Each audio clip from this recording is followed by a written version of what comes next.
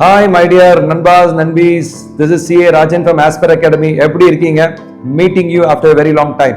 இது ஒரு awareness video.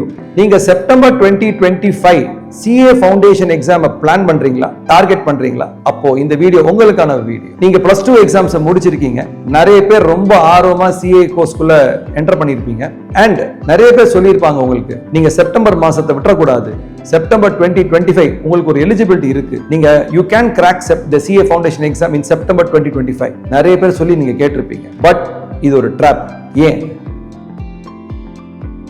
முதல்ல ஒரு क्वेश्चन, இந்த செப்டம்பர் 2025 அட்டெம்ப்ட் உங்களுக்கான அட்டெம்ப்டா அப்படின்னு நீங்க யூ ஷுட் ஃபர்ஸ்ட் இன்வெஸ்டிகேட். ஏன்னா இது பேசிக்கா CA இன்ஸ்டிடியூட்ல ரிப்பீட்டர்ஸ்க்கான அட்டெம்ப்ட். நல்லா புரிஞ்சுக்க வேண்டிய பாயிண்ட். மே மாசத்துல எக்ஸாம் எழுதுறாங்க. அவங்க suppose if they're unsuccessful in clearing the exam, அவங்களுக்கு வந்து டைம் நிறைய வேஸ்ட் ஆகக்கூடாதுன்றதுக்காக தான் அந்த செப்டம்பர் மாசத்துல அந்த எக்ஸாம் நடுவில் இன்ட்ரோடியூஸ் பண்ணிருக்காங்க. ஸோ உங்களுக்கு எல்லாருக்கும் தெரியும், முன்னாடி 2 அட்டெம்ப்ட்ஸா இருந்த 3 அட்டெம்ப்ட்ஸ் ஆக்கியிருக்காங்க. இது மேஜர் நோக்கம் யாருக்கு? யாரெல்லாம் ரிப்பீட்டர்ஸோ அவங்களுக்கு டைம் வேஸ்ட் ஆகக்கூடாதுக்காக வர அட்டெம்ப்ட். பட் இது உங்களுக்கான அட்டெம்ப்டா? நீங்க ரிப்பீட்டரே கிடையாது, இப்பதான் ஃபர்ஸ்ட் டைம் CA குள்ள வரீங்க. அப்ப என்ன அர்ஜென்ட், வாட் இஸ் எமர்ஜென்சி? இப்போ நீங்க நேரா +2 போங்க. +2 கோர்ஸ் பண்றப்ப எவ்வளவு சிம்பிளான கோர்ஸ், எவ்வளவு மாடியூல் டெஸ்ட் எழுதிருக்கீங்க, எவ்வளவு சைக்கிள் டெஸ்ட் எழுதிருக்கீங்க, எவ்வளவு மிட் டர்ம் எழுதிருக்கீங்க, இவ்வளவு பிராக்டிஸ் பண்ணிட்டு எக்ஸாம் போறப்ப 95% உங்களால எடுக்க முடியும். அப்போ அதோட ஒரு 5 மடங்கு பெரிய கோர்ஸ் CA, அது உள்ள வரப்ப ஏன் இந்த urgency, right? So you need to be very clear whether you are really prepared for the exam. Appearing for the exam is okay. You are eligible to appear in September. Agreed. But is it a sensible approach? உங்களால அந்த எக்ஸாமை crack பண்ண முடியுமா? அந்த கேள்வி நீங்க கேட்கணும். ஏன்னா +2 மாதிரி இல்ல இந்த கோர்ஸ். இப்ப நிறைய சப்ஜெக்ட்ஸ் இங்க உங்களுக்கு கொஞ்சம் புதுசா இன்ட்ரோடியூஸ் ஆகுது. லா இதுக்கு நீங்க படிச்சதே கிடையாது. மேத்தமெட்டிக்ஸ் கொஞ்சம் டஃபா தான் இருக்கு. சோ அப்படி இருக்கிறப்ப you need to prepare well and adequately for the exam. நிறைய மார்க் எக்ஸாம்ஸ் எழுதிப்பாங்க. இப்ப நிறைய பேர் இப்ப கிளாஸஸ்லாம் போயிருப்பீங்க. ஒரு மாதிரி ஏப்ரல் மேல தான் ஸ்டார்ட் பண்ணிருப்பாங்க கிளாஸஸ். இந்த ஃபவுண்டேஷன் கோர்சஸ் முடிக்கிறதுக்கு, இந்த கிளாஸ் முடிக்கிறதுக்கே செப்டம்பர் மாசம் ஆயிடும். செப்டம்பர் 12ஆம் தேதி எக்ஸாம் வச்சிருக்காங்க.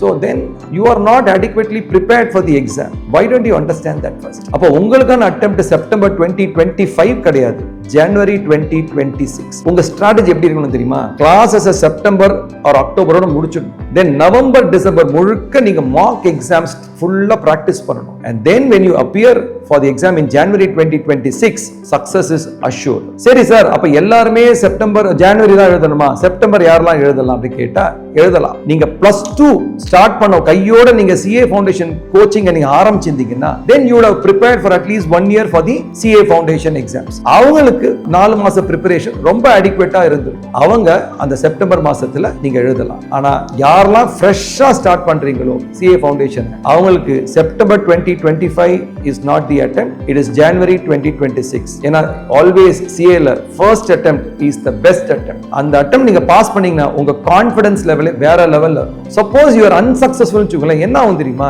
It has got ஒரு மாதிரி ரிப்பர்கஷன் எஃபெக்ட் இருக்கும். நமக்கு வந்து ஒரு கான்ஃபிடன்ஸ் போயிடும். நமக்கு வந்து we will start doubting ourselves, we will start doubting our abilities. இது என்ன ஆகும்னா கோர்ஸ் மேல ஒரு அவர்ஷன் வந்துடும். அப்படி இருக்க கூடாது. So CA ல மறந்துடாதீங்க, first attempt is the best attempt. ஜனவரி மாசம் போறோம், தட்டுறோம், தூக்குறோம். Thank you.